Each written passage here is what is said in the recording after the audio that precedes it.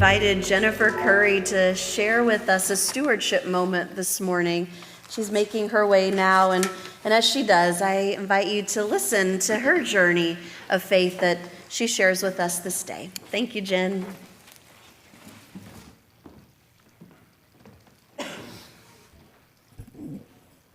Good morning. Good morning. So, when I was asked to do this, I thought, well, there's been some bumps in the road in my faith, and I don't know how much of that to share, but I'm going to be very honest about it. So, growing up, I did not grow up in a house where religion or faith were really talked about.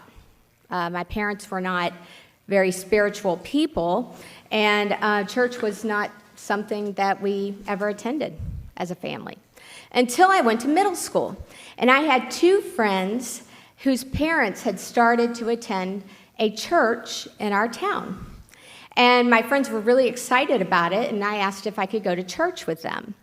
And that church was Crestwood United Methodist Church. My parents said, sure, you can go. And I got to go to the youth group with my friends. And I fell in love with it right away. So I started going to youth group, and then I started going to church. And I started going to Wednesday evening things, and I said to my parents, it's kind of weird that I'm going to church and you all aren't going. And they started to attend church too. So it's very transformative for my family. All through middle school and high school then, I attended church and just really started to blossom in my faith, started to gain some understanding of who God was, a little bit more about the Bible. I was in a traveling choir. I was in bell choir. I probably shouldn't tell that because now that's out of the bag. But I was in youth group every week, and it was very inspiring for me. When I went away to college, I did not find a faith community. And after graduating from college, I took a job at the Louisville Police Department investigating crimes against children. And this began a time in my life where my faith came into question a lot for me. Every day I was seeing atrocities. Every day I was seeing horrible things happen to children. And I'm not going to get a lot into that, but after several years of that, I began to question, where is God when horrible things are happening? And it got to a point where I felt something in me starting to break. And I needed some answers. So I went to counseling, and I began to do a lot of reading. I read things like Harold Kushner's book, When Bad Things Happen to Good People, and Philip Yancey's Disappointment with God, and Viktor Frankl's Man's Search for Meaning, and the Bible, over and over. And I asked a lot of questions. And I talked to different pastors. I needed to know, where is God when bad things are happening? And I did come to an answer. I'm not going to give that answer here, but if any of you ever want to talk about that, it's an important question to come to in your life and to have some resolution about. And that gave me a lot of peace. So when I was able to get to that, after I'd gotten my master's degree, my PhD, I met this really cool Hungarian guy. And I decided this is the guy. So we got married. We moved to Baton Rouge. I got a job at LSU. I'm leaving a lot of stuff out of this story. But we found a church. It was not St. John's. That was not our first church in Baton Rouge. And it did not ever quite feel like home. Something just wasn't right. So we kept looking around. I said, I didn't grow up as a child Methodist, but I went to a Methodist church.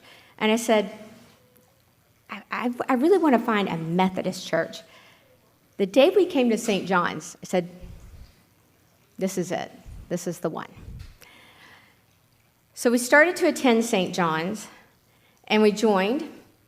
And the very first thing that I did as an activity was delivering Christmas gifts. And I was assigned to attend this event with Phil Slicker. Now, they decided to let a new member go out and deliver gifts with Phil Slicker. So this was risky, right? And we had, right? And we had so much fun. We had a ball.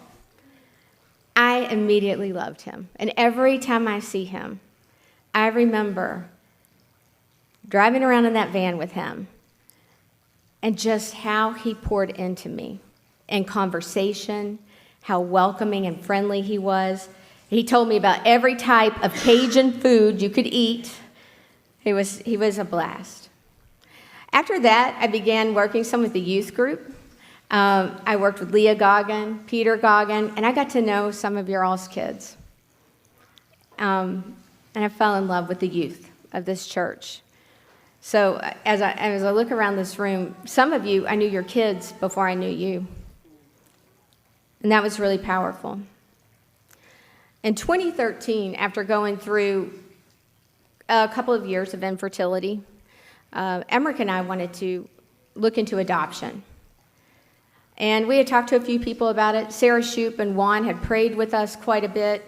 We had decided we were going to apply for adoption.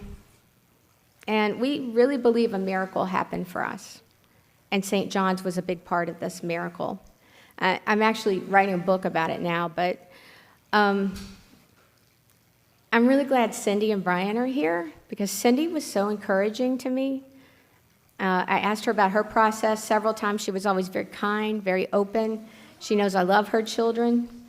And having her support meant a lot. She was very, very thoughtful. Sarah Shoup had a vision one night. She told me about it. She told me you definitely should apply soon. On a Friday night, Friday before Thanksgiving, I came home and I said, we need to apply for adoption. We've got to do the work tonight. Emmerich said, you want to do all the paperwork tonight? I said, I don't know why, but I feel like we need to do it tonight. He said, okay. We did all the paperwork, took it to the office on Monday. On Wednesday, they called us in for a meeting. They said, look, we can't do a home study for you for a couple of months. I said, it's no problem. And they said, and then it's going to take a year or two to adopt. I said, that's fine. They called us the following Monday. They said, something's happened with another family. We can start a home study for you this week. I said, that sounds great. It only took us 2 weeks to finish the home study. Only 2 weeks. It was supposed to take 4 to 6 weeks to even get it really going. But all of our letters of reference had come in, all of our blood work had come in, all of our background checks from federal to state had come in. And they said, I don't know how to explain that, but all your stuff is in, including a letter from Juan Huertas in the busiest time of year for a pastor. On December 13th, I was at a luncheon at Jubin's, and I walked out of the luncheon to go to my car, and there was a nun in the parking lot. And I said, Sister, would you please pray with me? And she said, what would you like to pray about? And I said, I know somewhere there's a woman who might be in a bad relationship. Maybe she's scared. Maybe she's hurting. And I want to pray that God's love will protect her and that she'll feel that she has support and strength. I said, we've just applied for adoption. And I said, I know it's going to be a long road to get there. It'll be a couple of years, but I just want whoever she is out there to feel God's strength. And this nun looked at me and she said, no, we're not praying for that. God's already answered your prayer, and your child is on the way now. She said, we're going to give a prayer of thanks. And she took my hands and prayed with me. And I thought, well, maybe she didn't hear the part about we just applied for adoption. Like, maybe she's confused. Like, maybe she didn't hear it all. So I thanked her, and I started walking toward my car, and I thought, I should have gotten her name. So I put my purse in my car, and I turned around to find her, and I could not find her anywhere. A week later, Daniel was born, and we were contacted. And the adoption agency told us, we have given your name to this birth mother because you met all the criteria of what she was looking for in the adoptive family. And I couldn't believe it. I just could not believe that this was possible. So they said, but she has 3 families to choose from. I said, okay. They said, go about your Christmas plans, just like normal. That day, I called Sarah Shoup, told her what was happening. She said, we're praying about this. And I had one more stop to make for my Christmas shopping, and it happened to be Lifeway Christian Store. And I got there, and Julie LeBlanc was there. And as soon as I saw her, I started crying. And she said, let me pray with you. And I said, well, my fear is that if I pray that I get this child, it's like praying that somebody else doesn't get this child. And I said, can we just pray that God's will is done and that this child goes to the right family? And she said, Jen, you're the right family. But she said, yes, we'll pray that. And we did. Right there in the middle of Lifeway Christian Store. Daniel was a 2-month preemie. We were told he wouldn't come home for 2 months, but he came home January 5th. We had nothing for him. We had not even a diaper or a onesie. But there was a huge baby shower for him that same day, and everything we needed was provided. Much of it by people in this congregation.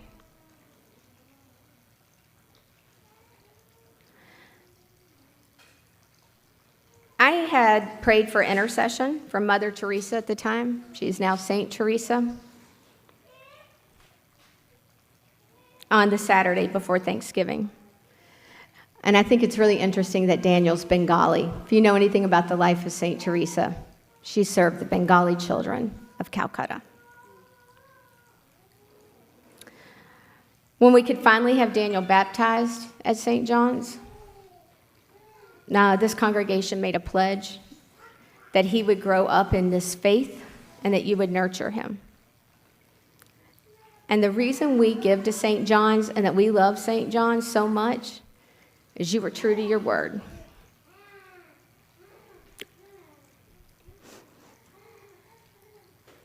And he gets to grow up in a home that's different from the one I grew up in. And a lot of that is because of you.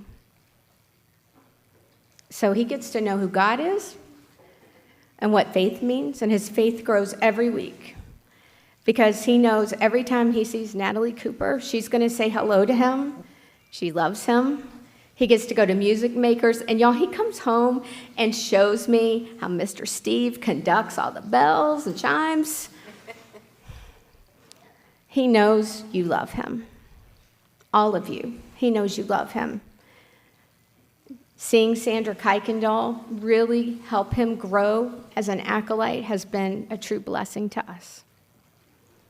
But he knows every one of you is going to talk to him and love him. He knows Phil Slicker might slip him an extra donut hole when he goes to coffee time, and Phil Sprunger will talk to him about astronomy. And there's no dollar amount I could ever put on that, or no amount of gratitude. And when we give gratitude every night at home, you're a part of that. So I can't thank you enough. Anyway, that's a big part of our faith journey. We do believe he is a miracle, and we believe St. John's is a huge part of that. Thank you. Thank you.